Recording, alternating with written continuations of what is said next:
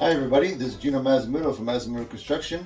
I'm here in my home office looking over some plans, and I thought to myself, why not make a video and show you guys what happens on the other end. You've seen us online building our projects, but I wanted to take you through kind of the step-by-step process of what happens from the beginning to get everything in motion to get us to the point where we can actually start framing and building everything. So one quick thing I would want to say is when you're doing any kind of remodeling job, even from a brand new house to remodeling a bathroom, if you're doing any kind of structural framing, you need plans drawn up to get you through the permit process. One thing that I often notice is that when people call me, there's two types of situations that they're in. One is that they don't know where to start and they're looking for some initial guidance to get them started.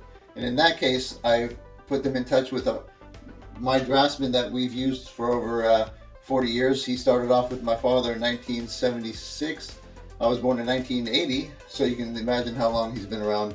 And that's typical of the guys here at Mazzamuno Construction. We were established by my father and grandfather in 1970. And so we've had a long time to kind of get a good team of people together, and so he's one of them, and his plans that we use all the time never have an issue with going through the permit process, mainly because he is aware of all the issues that are necessary in our area, and that's key. You have to have somebody that knows the building and code regulations for the area that you're building.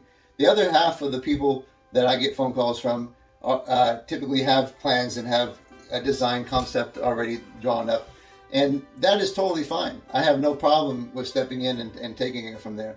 The only thing that I tend to have a problem with is when people get a set of plans that tend to be useless. I've seen issues where I've come onto a job and got contacted by customers, and I see the plans that they've paid for, and sometimes in worst case scenarios we have to start from scratch because the plans are not to spec to get us through the engineering process that is required when we're doing jobs. You have to have everything dialed in, so when you put it on the planning table down at City Hall, these things go right through and you have no issues. And also, for my end, as a builder, when I get on the job site, I want to set up detailed plans. I don't want to have to call the architect every time I have a question, because that's not spelled out, in here with precision. Speaking of that, I use the term architect. This is a draftsman drawing. You typically don't need an architect. An architect is somebody that's more expensive than a draftsman, and is used to design things, make things pretty. As far as building a house, you don't need that. Most of the houses are very straightforward. You have bathrooms, you have bedrooms, you have kitchens, roof, foundation, etc. And it's kind of a wash and repeat thing. Now you can obviously have design elements that are put into the house, corbels and archways and the layout and so forth. But a good draftsman like him, you can do all that kind of stuff. So typically when somebody calls me and they don't know where to start, and we set up a consultation, and that is free. We come out with me and the draftsman, and we'll talk over what you want to do, whether it be a new house build or some kind of remodeling project within an existing house. And we'll have that consultation with you, talk about what you want to do, and then from there, once we get a basis of an idea, then we kind of go through some the process of getting it dialed in as far as what exactly do we want to do, what things are we looking for in the end product, what items are really important to them as far as achieving the best outcome for them. And then once we get that dialed in, we set up an appointment. The draftsman comes out, does all the sketching, does all the surveying, gets the surveyor if we're doing a new property. We got to get property lines if on the existing house for setbacks, do kind of get grades and all that kind of stuff. He takes care of all that, and then basically we'll work with the homeowner to draw up a set of plans. Now, those are rough plans. Those plans basically will kind of give us a really straightforward view of what the scope of the work is. That's once we get that worked out, because typically what happens is we'll get a set of plans for what we want, the idea that we want, just a really simple idea that we're not spending too much time putting it together, and then we'll take it to the homeowner and we'll discuss with the homeowner, what do you like about this set of plans, what don't you like, what kind of changes would you like to make, and so forth. Once we get all those things dialed in, then he can actually start working on a set of working plans. Now, the draftsman that I work with, and then again that we've worked with for over 40 years, does that on an hourly wage. So because he comes out multiple times, discusses with you what you want, whatever changes you want to modify, you can do that. And until you get to the end, to where you have a set of working plans, and the plans are guaranteed to get you through the permit process. Okay, so here's a better view for everybody so you can see what's going on here. Again, this is a first page out of 6 pages, and we call this the site plan, and this gives us a good overview of what the scope of the work is. So you can see the existing structure here. This is going to be the new building. Kind of gives us an idea of the layout and the sizes. Shows us where our fence lines are on the existing property. We have some existing buildings on this property, so that gives us the overall square footage and just a quick layout description of those. This is where the new house will be, and it gives us an idea of the area and what's around it. So we know we have some apartments here, an existing house here, a duplex there, and an existing house across the street. And this again is just a good overview to give us the ideas, and this is really crucial to when you're giving plans into the city. They want to see, especially for a new building, what is around it, what is the setbacks requirements, so they have all the information. Again, the draftsman that we use is very detail oriented. All this stuff is done by hand. Now, some people, when I mentioned the fact that this is done by hand and it's not AutoCAD, they kind of are taking back. But I really believe that this is the best way to do it. AutoCAD is a good product and you can spit a lot of stuff out fast, but you can't get into the detail like this. And going forward, I'll show you some examples of why. But just to finish up on this page, we give us an idea of the overall scope of the work, the zoning, building type, number of stories, existing square footage, and that's what is already existing, because there's a structure already on this that we're going to be modifying to create the house. The additional living square footage that we're going to be adding, the carport area, accessory buildings, that's for those in the back, and then the overall lot coverage, and then it gives us a quick description of what we're going to be seeing on the rest of the plans going forward.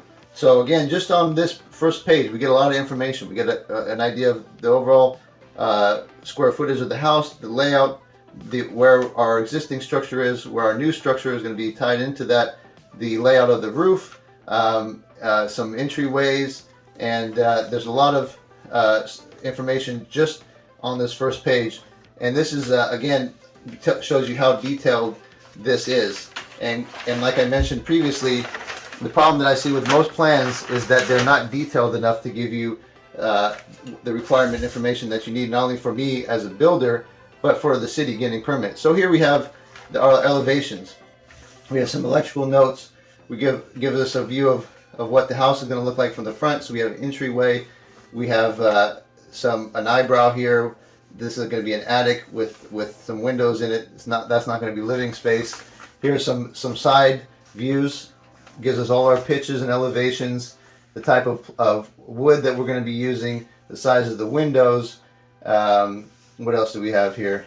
We have our vents locations, because we're near a creek, so this property is actually going to have to be built 4 feet off the ground to help if the creek ever overflowed. These vents that are going to be put into place are actually flood vents, so they're made to as like a swinging mechanism. They'll actually open up so they don't get clogged with debris if the creek rises and pushes debris up against these vents. We want to build it in a fashion that the water can pass freely underneath the house. Again, some more elevation notes. And then in here we have kind of a cut section of what the house looks like. Here's our engineered trusses. Here's our attic area. This is what we call the great room. Shows where our kitchen is located in the front door. And just the layout of the way our floor joists are running and everything like that. And then we have a T-footing and some miscellaneous notes about that. So then we have a view of the internal layout. So we have an entryway here, a porch, entryway, closet, living room, kitchen, dining room, master bathroom, master bedroom, hall bathroom, secondary bedroom here, and then an exterior. So it just gives us an idea of what the layout is. Not a lot of information here, but just some good purview of what's going to happen. Here we have an attic ladder that's going to give us access to the top portion of the house. We have where our LED lights out, but we'll get more into the electric on the next page. So again, here's just some electrical notes. Going forward, here's our foundation plans. So again, what I had mentioned about AutoCAD, here's one point that I make when explaining the difference between AutoCAD and hand drawing it. In AutoCAD, you're basically pulling and dropping things they have a drop down window that you can select subcategories from. So for this example, here's a T-footing. Now this shows that we have number 2 rebar in here. Our footing is 24 inches wide on the base. It's 10 inches wide on the top. We're using a Simpson bracket. Here we're using another type of bracket to attach our floor joist to our post, 4x4 redwood post. We got our floor girders, and we have our solid blocking for our subfloor. And again, if you go, I'm not going to go into the detail of all that, but you can see the detail in every section of this. What kind of what the grade is. In here, I know that in some places he even puts the type of nails. Yeah, okay, framing nails right here. We have the type of bolts, because this is going to have some bolts in it. So it's very detailed. All this information just on these subsections of the foundations. These are different sections of the different parts of the foundations that we're using. Here's our earthquake tie downs that's going to get tied into the foundation, and it gives us all our critical information to hold down the size of the stud bolt that we're going to use, the size of the anchor that we're going to use, and how far that is embedded into the foundation. Because the bolt is actually, you see here, this is the bolt right here. This is the concrete foundation. Here's our subfloor with our framing. The bolt is actually poured when we do the foundation. Is going to be poured into the foundation and come through the floor and tie into a bracket, and that bracket will then get bolted into a double 2x4 that holds the house down. So now this wall is essentially tied all the way to the foundation, and that happens multiple places. And you can see right here, this is all the places here that these bolts will be tied into the foundation and where they go through. So again, a lot of critical information, and even if it seems like too much information, it's always better to have too much information than not enough, especially for us as a builder. We want a clear and concise idea of every step by step, so we don't have to call the draftsman every time we have a question. We can just look in here and find the answers to our questions. Here on the next page, this is our roof framing. Okay, so here is our roof framing. And it shows how our roof's going to be attached to our walls. Here's some shear walling here. Here's the way that the valleys get tied in. So it shows our blocking, shows our where we're nailing it, 2 inches on center. Our rafters, where our sleepers are put in. And again, this is the reason why I prefer this over AutoCAD, because this is actually made from this. This is not just, in AutoCAD they would give you a rough idea, okay, this is generally the way it's done for a building of this scope. In this case, because it's hand drawn, it is showing exactly what is going on here. It's not giving us a rough idea of what should happen in this area, but it's giving us an exact idea of the everything that goes into this. And then so we can go through here. We can see where our valley is, where our ridge line is. We have a vent in our dormers, all our blocking, and all these categories here, 1, 2, 3, 4, 2. Those are all give us an idea of what these are referring to. So in this section, number 1 would be over here, and that gives us an idea of how this is drawn together. Again, a lot of great information in here. I know for most people, you're looking at this, you can't make heads or tails of it, but as a builder, this is exactly what we love to see. Really in-depth purview of what is going on every step by step, and with some really focused idea of what's happening. And then on our last page here, this is our energy efficiency, our Title 24 calculations.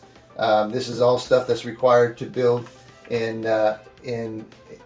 California, and it just goes through all the types of windows that we're using, the type of insulation, the type of wood, and what the efficiency of those are. So when this is done and it goes through the planning process, they can see that we've done all our due diligence to make sure that this is all compliant with our existing California codes to make this house as efficient as possible when we're building it. Okay, so now you have an idea of what a good set of plans looks like and what it takes to get everything in line before we start the building process. So now that I have these plans, I will study them and go through all the intimate details to make sure that I have a good working knowledge of what every scope and detail is of this building project before we even swing the first hammer and drive the first nail, to make sure that I have every idea of what's going to happen to make the process as smoothly as possible. But before I let you go, I'd like to mention that we're our general construction service. So we do everything, not only from brand new buildings, but we do kitchens and bathroom additions and anything that has to do with any part of the home remodeling service. We've been in business since 1970. That's when my father and grandfather got their business license in the state of California. But before that, my grandfather was a woodworker in Sicily, and that's where my father was born. And these are some of the tools that my grandfather used in the old country before I was even a thought. And I keep these around to remind me of what I'm building off of. It's this is not just a source of revenue for me as being a contractor, but it's a family tradition, really. I mean, I'm the third generation to do this, and I'm sitting here with the tools of my grandfather in front of me where it all started. And so it's really important to me to provide a quality service to continue the legacy of the men that have built this up before me.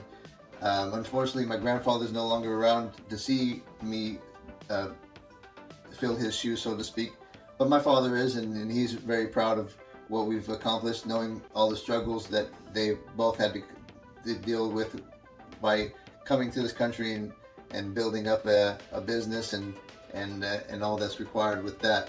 So we go from old-fashioned tools that most people wouldn't even know what to do with anymore, and then we go to modern technology. This is a service that we offer. This is a 3D rendering service, and this is really a nice added tool that we can use. A lot of people have a hard time looking at or comprehending what the project will look like just from a 2D set of plans. So to be able to put it into a 3D rendering like this and be able to go around and see all the intimate details of the project, from just the overall scope to even down to the paint color and trimming options, is a really great tool to have. And we offer this not only for building new buildings like this, but any kind of home renovation, bathrooms and kitchens. Any time that you feel that you would like to see a more in-depth look of what the product's going to look like at the end, we can offer this to you. So anyhow, I'll wrap this up. On behalf of 3 generations of Massimo Construction, I appreciate you stopping by and watching this video. Hopefully we can meet and I can help you with your home renovation needs. Take care.